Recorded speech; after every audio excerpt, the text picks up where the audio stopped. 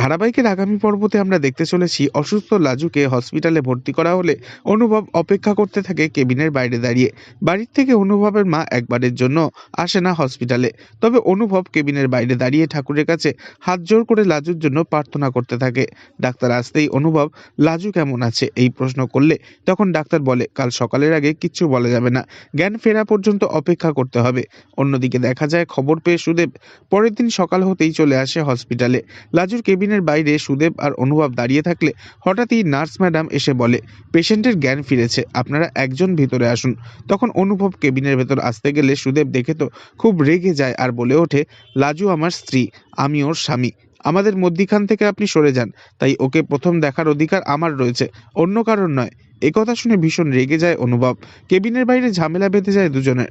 তখন নার্স বলে এ কি, আপনারা এইভাবে ঝামেলা কেন করছেন, এটা হসপিটাল। তখন নার্স বলে আপনারা কেউ ঝামেলা করবেন না, থামুন বলছি। আমি পেশেন্টকে আগে জিজ্ঞাসা করে আসি পেশেন্ট কার সাথে দেখা করবে, তবেই আমি তাকে ভিতরে পাঠাবো।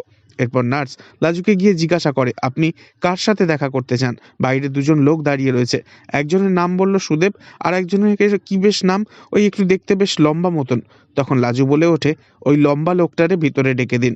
এরপর নার্স অনুভবকে নিয়ে ভিতরে আসে আর সুদেব মন খারাপ করে বাইরে দাঁড়িয়ে থাকে।